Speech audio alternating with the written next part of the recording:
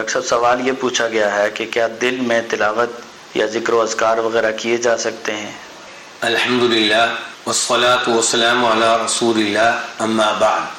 دل میں اللہ رب العزت کو یاد کرنا بہت اچھی بات ہے۔ ایسے ہی دل میں قرآن کریم کی کسی صورت کے بارے میں سوچنا، اس پہ غور کرنا بہت اچھی بات ہے، لیکن دل میں سوچنے کو تلاوت یا وہ ذکر نہیں کہا جائے گا جو ہم سے مطلوب ہے۔ مثال کے طور پہ ایک آدمی نماز پڑھ رہا ہے اور نماز میں سورہ فاتحہ پڑھنا نماز کے ارکان میں سے ایک رکن ہے۔ اگر کوئی زبان کے ساتھ سورہ فاتحہ نہیں پڑھتا، سورہ فاتحہ پڑھتے ہوئے اپنی زبان کو حرکت نہیں دیتا، اپنے ہونٹوں کو حرکت نہیں دیتا اور سورہ فاتحہ پہ غور کرتا رہتا ہے، تو اس کے اس عمل کو غور کرنا تو کہا جائے گا، تلاوت نہیں کہا جائے گا۔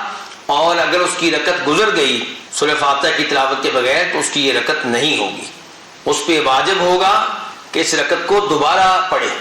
اور اگر چاروں رکعتوں میں سورہ فاتحہ وہ نہیں پڑھتا، فاتحہ کے اوپر غور کرتا ہے، فاتحہ کو اپنے دل سے گزارتا ہے لیکن زبان کو حرکت نہیں دیتا اس کی تلاوت کرنے کے لیے، ہونٹوں کو حرکت نہیں دیتا، تو اس کی چاروں رکعتیں نہیں ہوئیں، اس کو چاہیے کہ پوری نماز کا اعادہ کرے۔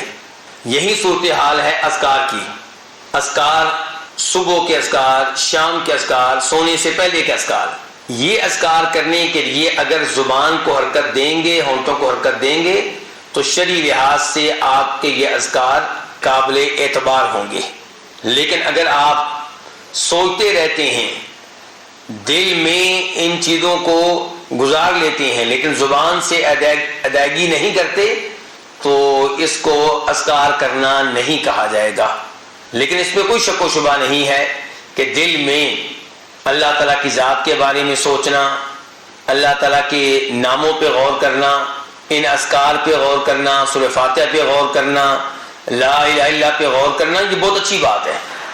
لیکن جہاں پہ تلاوت کرنے کا کہا گیا ہے، جہاں پہ ذکر کرنے کا کہا گیا ہے، وہاں پہ زبان کے ساتھ ادائیگی ضروری ہوگی، ورنہ اس کو تلاوت یا ذکر نہیں کہا جائے گا۔ واللہ تعالی اعلم۔